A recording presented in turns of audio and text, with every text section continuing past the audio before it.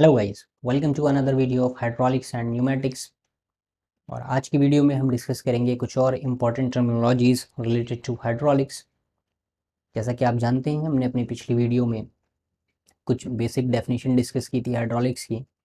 हमने ये जानने की कोशिश की थी कि फ्लूइड क्या होता है, और ये देखने की कोशिश की थी कि डिफॉर्मेशन किसको कहते हैं, शेयर स्ट्रेस क्या होती है, और कुछ बेसिक टर्मिनोलॉजीज़ को हमने डिफ़ाइन किया था। जैसे कि हमने डेंसिटी को डिफ़ाइन किया था, हमने स्पेसिफिक वॉल्यूम को डिफ़ाइन किया था, हमने स्पेसिफिक वेट को डिफ़ाइन किया था। तो उसी सीरीज़ को कंटिन्यू करते हुए आज की वीडियो में हम कुछ और इम्पॉर्टेंट टर्मिनोलॉजीज डिस्कस करेंगे।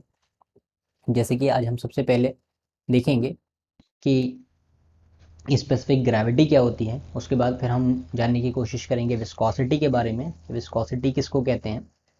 फिर फाइनली हम कंप्रेसिबिलिटी को डिफ़ाइन करेंगे कि कंप्रेसिबिलिटी क्या होती है। तो चलिए शुरू करते हैं आज की वीडियो। और सबसे पहले आज हम डिस्कस करने जा रहे हैं स्पेसिफिक ग्रेविटी। सो गाइस, अगर स्पेसिफिक ग्रेविटी की बात की जाए तो स्पेसिफिक ग्रेविटी को रिलेटिव डेंसिटी भी कहते हैं। जैसे कि आपको दिख रहा होगा, यहाँ पे लिखा हुआ है कि स्पेसिफिक ग्रेविटी को रिलेटिव डेंसिटी भी कह सकते हैं। और ये जो स्पेसिफिक ग्रेविटी होती है या रिलेटिव डेंसिटी होती है, it is defined as the ratio of density of a fluid to the density of standard fluid. यानी कि इसका मतलब ये हुआ कि स्पेसिफिक ग्रेविटी बेसिकली एक रेशियो होती है दो सिमिलर क्वांटिटीज़ का। वो दो सिमिलर क्वांटिटीज़ होती हैं आपकी डेंसिटी ऑफ फ्लूइड। एक तो वो फ्लूइड होता है जिसकी आपको स्पेसिफिक ग्रेविटी निकालनी होती है, तो वो फ्लूइड ऊपर रहता है आपका। और एक स्टैंडर्ड फ्लूइड होता है, वो स्टैंडर्ड फ्लूइड आपका डिनोमिनेटर में रहता है। तो ये दो सिमिलर क्वांटिटीज़ का रेशियो आपका स्पेसिफिक ग्रेविटी कहलाती है, जिसमें एक आपका होता है डेंसिटी ऑफ अ फ्लूइड जिसकी आपको स्पेसिफिक ग्रेविटी निकालनी है, और दूसरा स्टैंडर्ड फ्लूइड की डेंसिटी आप लेते हैं। क्योंकि दो सिमिलर क्वांटिटीज़ का आप रेशियो लेते हैं, तो जो स्पेसिफिक ग्रेविटी होती है वो यूनिटलेस होती है, उसकी कोई यूनिट नहीं होती। अगर लिक्विड की बात की जाए तो लिक्विड के केस में स्टैंडर्ड फ्लूइड जो होता है वो वाटर कंसीडर किया जाता है। वाटर को हम स्टैंडर्ड फ्लूइड कंसीडर करते हैं in case of liquid. Suppose करिए, अगर आपको किसी ऑयल की स्पेसिफिक ग्रेविटी निकालनी है, तो उस ऑयल की स्पेसिफिक ग्रेविटी निकालने के लिए आपको स्टैंडर्ड फ्लूइड जो लेना होगा, क्योंकि ऑयल एक लिक्विड है, तो लिक्विड के लिए हम स्टैंडर्ड फ्लूइड जो लेंगे वो वाटर लेंगे। तो वाटर की डेंसिटी होती है 1000 kg पर मीटर क्यूब। सो अगर एक ऑयल है जिसकी डेंसिटी सपोज करिए 1300 kg पर मीटर क्यूब है, और आपके पास वाटर है जिसकी डेंसिटी 1000 kg पर मीटर क्यूब है, तो अगर आपसे कहा जाए कि इसकी उस ऑयल की स्पेसिफिक ग्रेविटी निकालिए, तो आपको सिंपली कुछ नहीं करना, 1300 को 1000 से डिवाइड कर देना है और आपकी स्पेसिफिक ग्रेविटी कैलकुलेट हो जाएगी। इसी तरीके से अगर गैसेस की बात की जाए तो गैसेस के केस में हम एयर को स्टैंडर्ड फ्लूइड मानते हैं, क्योंकि एयर भी एक गैस है, मिक्सचर ऑफ गैसेस है एयर जो है हमारी। तो उस केस में हम गैसेस के केस में हम एयर को स्टैंडर्ड फ्लूइड मानते हैं, और उस एयर की स्पेसिफिक एयर की डेंसिटी जो होती है वो 1.2 kg पर मीटर क्यूब होती है। अगर मैथमेटिकली हम लिखना चाहें स्पेसिफिक ग्रेविटी को, तो हम लिख सकते हैं density of fluid divided by density of standard fluid. और हम जानते हैं कि स्टैंडर्ड फ्लूइड आपका लिक्विड के केस में वाटर होता है, और फ्लूइड के केस में, सॉरी, एयर के, गैसेस के केस में एयर होती है। नाउ अब मूव करते हैं विस्कोसिटी की तरफ। तो अगर विस्कोसिटी की बात की जाए तो viscosity is nothing but it is a measure of resistance to flow. जैसे कि करंट के केस में आपका रेजिस्टेंस होता है, तो रेजिस्टेंस बेसिकली क्या होता है, जब आप डिफाइन करेंगे तो वो रेजिस्टेंस टू करंट। तो वही सेम सिमिलर चीज़ जो है वो विस्कोसिटी के केस में है, कि विस्कोसिटी जो होता है वो रेजिस्टेंस टू फ्लो होता है।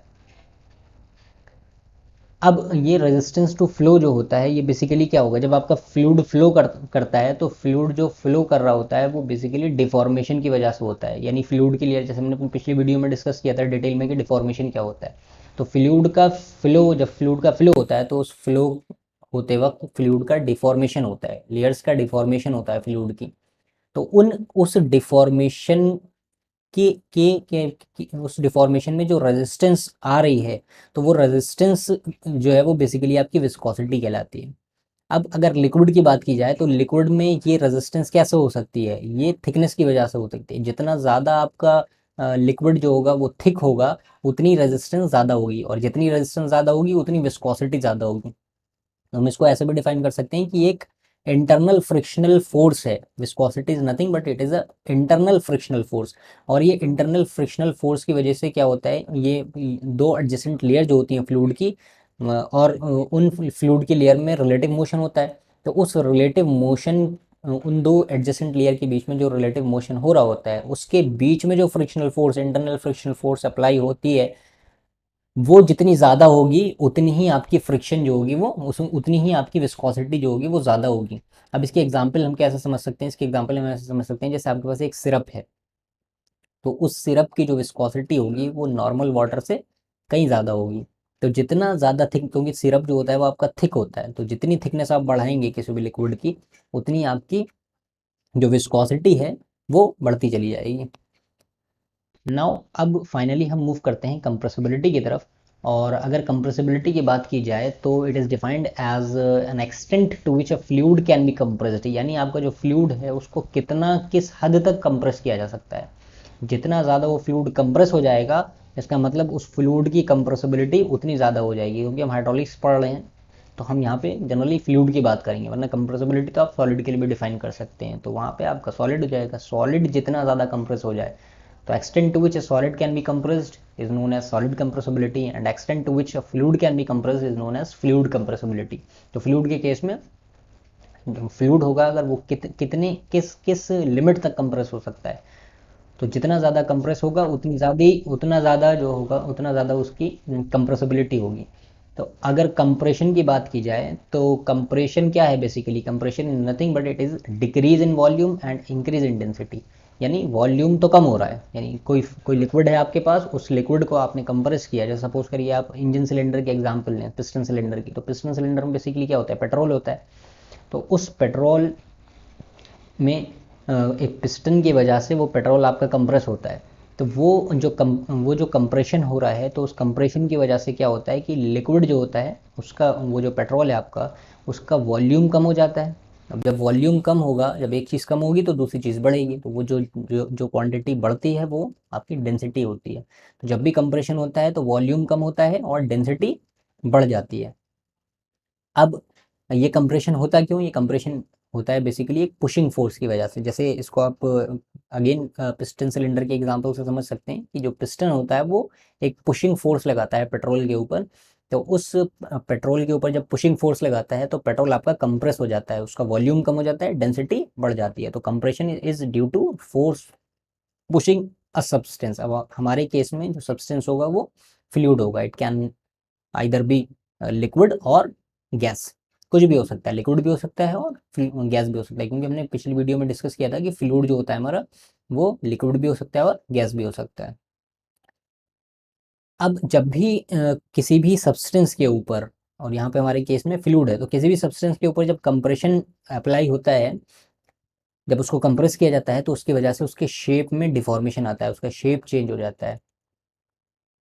और जब भी किसी गैस को अगर आप कंप्रेस करें और किसी लिक्विड को आप कंप्रेस करें, तो जनरली गैस जो होती हैं वो ज़्यादा कंप्रेस हो जाती हैं। उसके पीछे की वजह क्या है, इसके पीछे की वजह ये है कि गैसेस के बीच में जो इंटरमॉलिक्यूलर स्पेस होता है वो बहुत ज़्यादा होता है। तो वो जब इंटरमॉलिक्यूलर स्पेस ज़्यादा होता है, तो जब उसको कंप्रेस किया जाता है तो मॉलिक्यूल बहुत पास आ जाते हैं, तो उसकी वजह से उनका उन गैसेस के अंदर कंप्रेसिबिलिटी ज़्यादा आ जाती है। और लिक्विड क्योंकि इंटरमॉलिक्यूलर स्पेस कम होता है एज़ कम्पेयर टू गैसेस, तो वो ज़्यादा कंप्रेस नहीं हो पाते। लेकिन सॉलिड के मुकाबले बहुत ज़्यादा कंप्रेस हो जाते हैं। सॉलिड जो है वो जनरली बहुत कम कंप्रेस होते हैं। अच्छा, अब जितने भी, अब एक तो हो गए आपकी कंप्रेसिबिलिटी। कंप्रेसिबिलिटी जाहिर सी बात है उन्हीं सब्सटेंस में होगी जो कंप्रेसिबल इन नेचर होंगे, जो कंप्रेस हो सकते हैं। अब कुछ मटेरियल आपके ऐसे होंगे जो इनकम्प्रेसिबल होते हैं, जिनको हम कंप्रेस नहीं कर सकते आसानी से। तो ऐसे मटेरियल जिनको हम आसानी से कंप्रेस नहीं कर सकते, उन्हें हम इनकम्प्रेसिबल मटेरियल कहते हैं।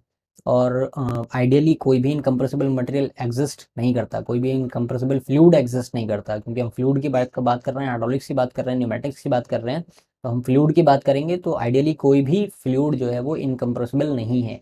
लेकिन हम अपनी सिंप्लिसिटी के लिए वाटर को इनकम्प्रेसिबल कंसीडर कर लेते हैं, क्योंकि इसमें इसके अंदर जो कंप्रेसिबिलिटी होती है वो बहुत ही कम होती है। तो इसलिए हम इसको कम इनकम्प्रेसिबल मान लेते हैं वाटर को, अपनी सिंप्लिसिटी के लिए, अपनी सॉल्यूशन की आसानी के लिए। क्योंकि जनरली हम अभी जितना भी हाइड्रोलिक्स में जो कुछ पढ़ेंगे वो सारा का सारा कंसंट्रेटेड होगा, सेंटर्ड होगा वाटर के ऊपर, यानी हम ज़्यादा चीज़ें जो रिलेटेड होंगी वो वाटर से ही रिलेटेड होंगी, तो हमने अपनी सिंप्लिसिटी के लिए वाटर को इनकम्प्रेसिबल कंसीडर कर लिया है।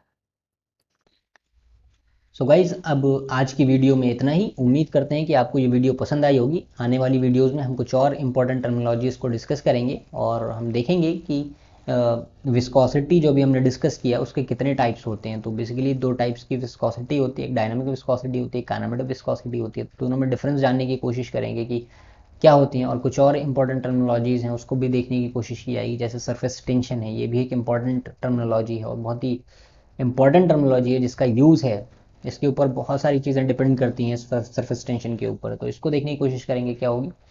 तो आज की वीडियो में इतना ही। उम्मीद करते हैं कि आपको हमारी ये वीडियो सीरीज़ पसंद आ रही होगी और आप इस वीडियो सीरीज़ को रेगुलरली फॉलो करते रहें। हमारे चैनल को ज़्यादा से ज़्यादा